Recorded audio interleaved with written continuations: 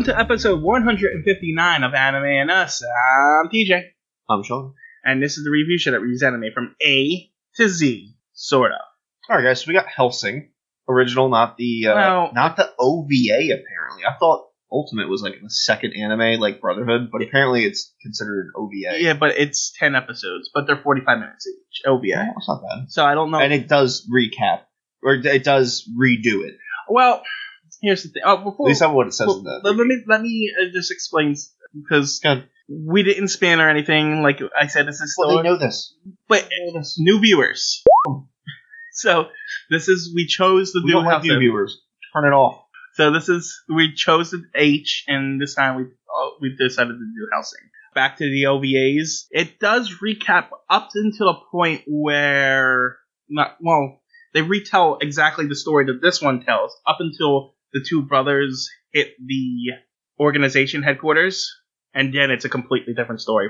Let me get through the Wikipedia. Yep. Is a Japanese manga series written and illustrated by Kouta Hirano, whatever. Serialized Shonen something magazine, Seinen magazine. From 1997 to 2008. That's a pretty long. So I wonder how many chapters there were, because that's pretty big. Anyway, 13 episode anime, 2001? No. Yep. And then 10 episode OVA titled Hellsing Ultimate in 2006. From 2002? That's comics. Yeah, okay, I'm sorry. Whatever, it came out right. We're not reviewing. Not today. I gotta say, let me finish.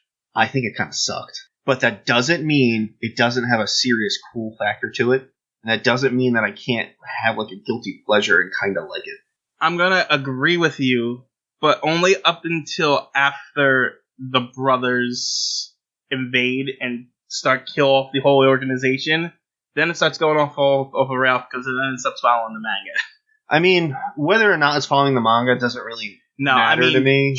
I'm not like, I get what you're saying, but like, I'm not beholden to it because I don't know about it. So like, I just reviewing it for what it is, and it's just, the show doesn't know what it wants to be. Like, that's exactly the problem, because they completely changed the villain that it was supposed to be, like to this vampire guy at the end of it, and it's not that at all. Well, my point is, like, it's sort of episodic, but then it's kind of not, because he keeps coming back to the artificial vampire thing. Mm-hmm. But it's also not really ever building up to a big bad guy. Again. But, like, it sort of is, because they're going to find out who's been making them and all that, but, like, you don't know who that is. You don't have a name or anything. Because it's not like Frieza is being built up. I think this show was being made as the manga was being made, and I think they ran Maybe, but, like, I get that. And I don't think they had the information, and they just created their own story. I get that, but, like, you could have alluded to the big bad guy. Like, you know his name, but you can't figure out who he is. Like, you know what I mean? Like, it's just like, oh, we're just going to go after the people creating it. And then, wait, he's coming to us. But yeah, no, I'm not disagreeing with you, because there's like that priest guy with the knives. They introduce him, and then he just disappears for the second half of the show. Mm-hmm.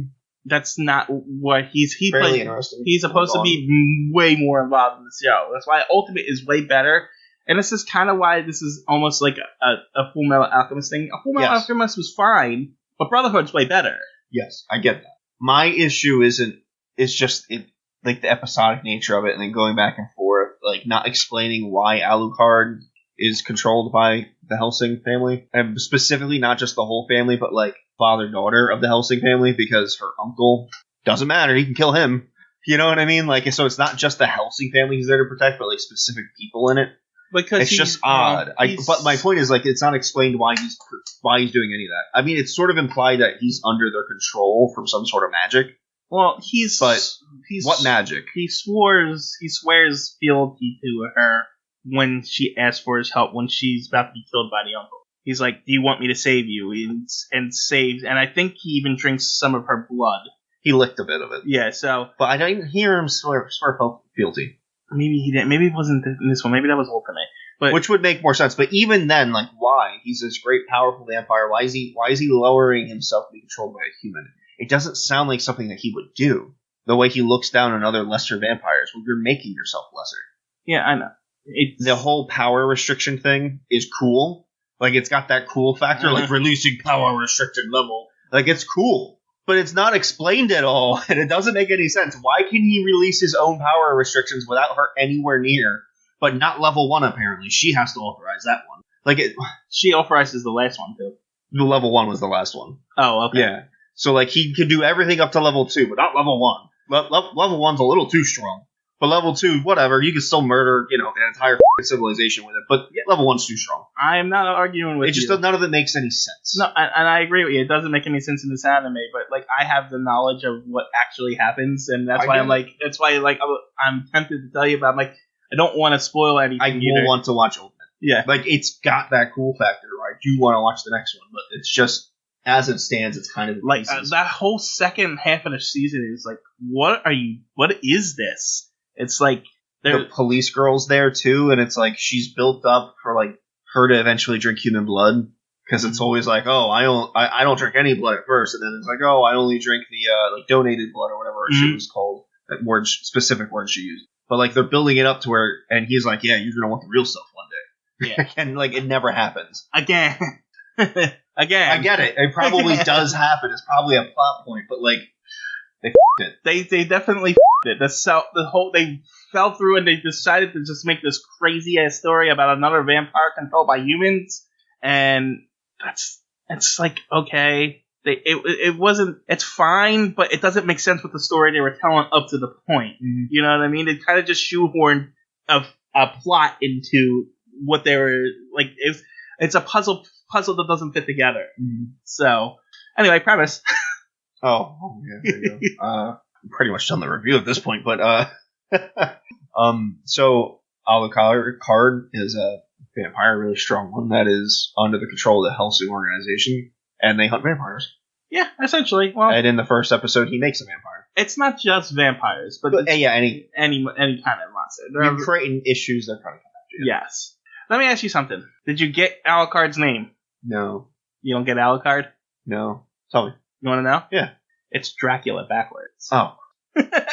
That's like the common. I mean, Alucard's pretty cool. That's been a common. If it was a dumb name, if it didn't sound cool, I'd be shitting on it.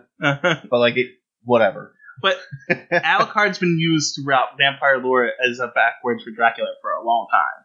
Oh yeah. Yeah. I mean, it probably makes sense. I'm sure I knew that in the back of my head somewhere. Yeah. But so yeah. They don't tell you in this one. You're just supposed to guess in this one. I think they spelled it. Well, I mean, it's not really guesswork. You figure it out, right? Yeah. They say his name. Yeah. But, like, I think they spell it out in Ultimate. But that would help. Yeah. But, yeah, they're just... Well, the premise is they're vampire hunters and stuff like that. But... And he's obviously Dracula. But, actually, it's more along the lines of him turning the police girl. It's really her story. Well, they tried to make it that, but in this show of the 13 episodes, there's really nothing there for her. After the second half of the show, I know. Even in the first half, it's just like, I'm a vampire. Well, like I said, the first half... That sucks. Like, that's all... There's nothing like Yeah, but it's... What I mean by it's her story is... She is the Watson to Sherlock Holmes. I get that. You know what I'm saying? She's experiencing this greater being doing these things, essentially. She's the focus, the story point to tell you the story. Yes. So, and yeah. I get it. But as it stands, it's the cool factor and like the music, that's what it's standing on. Yeah. And unfortunately, I don't think it's quite enough. I mean, it's enough to get me to watch Ultimate. It's gory too. It's got a lot of blood. Cool. Not enough tits. Come on. Give me something. It's Ultimate doesn't even do that. It's not that kind of show. Fun. No, I get that, but like if all the shows to have that kind of thing, yes, it would fit the vampire cool, edgy show. Yes. You know what I mean? And it doesn't really have it. There's a little bit with Sir Integra. Yeah. The boy brother. What boy brother? At the end, the vampire, the two brothers. Okay. What about them? There's a little bit of it. He's like licking her tits. Oh, is he? Yeah, I think he even bites her tits. I don't remember he that. Like has his teeth on her boobs and he's like ever so slightly pressing in, and then like it cuts off screen. It's implied at least. Oh, I don't know. That guy is just a fodder. Dies in the next season. Yeah, he's a teenage stereotype now. He's just cursing the storm up and being the worst vulgar kind of vampire you can think of. No, it's okay. It's not the worst we've seen. That's for damn sure. No, not by a long shot. And like I said, I knew going into this is not the one I wanted to cover, but I don't think you can really I agree. enjoy Ultimate unless you have this as a backdrop to it. That's fair. It's but as it stands, I don't know. I can't give it anything more than a 5. It's unfortunate. Yeah, I mean, if it didn't have the cool factor, if it didn't have the great music, the art style, all that, you know what I mean? If it was just on the dialogue and story, then it'd be like a 3. Because it does fall apart a lot of the time. But because they're hunting, and the gist of it is that the vampires aren't. The premise is great too. I do get the premise. It's like, but you're not explaining the premise enough for me. It's just, we have this vampire under control. Right. Why? How did you control the most powerful vampire in the world? Did you gain his respect, and that's what it is? It kind of looked like that a little bit, but he's physically being held prisoner. He's now free after 20 years. I doubt the 10-second interaction is enough to temper his rage. Right. But, the vampires they are fighting aren't actual vampires. They are man-made. Yeah. They're computer chip vampires, man-made. And then some of them are ghouls that they fight. Right. Which are vampires made by lesser vampires. That's not really explained too well either. How some vampires can create real vampires and some can't. No, I think, and don't quote me on this because I'm going purely on memory here, but I think... I assume you have to be a certain age to create another real vampire versus a ghoul. I assume that's what it is. Or close enough to the bloodline. No, after so many vampires turn other vampires. Doesn't Saris drink Alucard's blood? Who? The police girl. Saris Victoria. Sure. I think maybe that's what it is. I think you have to drink the vampire. So I think if they fight you, you turn into a ghoul. Okay, that's fair. That's a fair way to go about it. I like the age thing a bit more, but I also do like the blood thing. Is it brings me back to Interview with a Vampire? And also and I might be just projection of vampire lore onto this because I don't remember this at all. But for some reason it's in my head. It might be a purity thing too. Sure, well, I said that. I mentioned it a moment ago, where it's the closest to Dracula. But if Dracula turns a vampire, then he turns a vampire, then he turns a vampire. Eventually, they can't because they're so impure they can't make real vampires. Because I do remember. That's a good theory. I do remember them saying in one of the attacks that the computer chip vampires attacked the sorority and murdered all the girls who were sexually active, but turned the ones that weren't. So I think virgins, you have to be a virgin to be turned into a vampire. That's so dumb. I think. Whatever. I think. I'm not 100%. Don't quote me on that one. This is just, I'm pulling stuff from my memory here. If it's true. That's so dumb of it. But, virgin vampire, it's a thing. Yeah. It's part of the old school lore. Yes, it is. And like I said, and I don't know if that's, and I'm like I said, I don't know what is, I can't remember for the life of me if it's from the writers of the anime or if that's from, because I don't know how much of this, because the writers just took their own story at a certain point and just said, this is what we're doing now. Mm-hmm. But, yeah. So I gotta give it a 5. It's a 5, no doubt about it, but I thought going into this show was going to be 24 episodes, and it only being 13. It's not bad. It's not bad. It was actually a pretty easy sit because of the cool factor. It wasn't too bad. The cool factor helps, especially with that intro music. Right. It's just good. Yeah.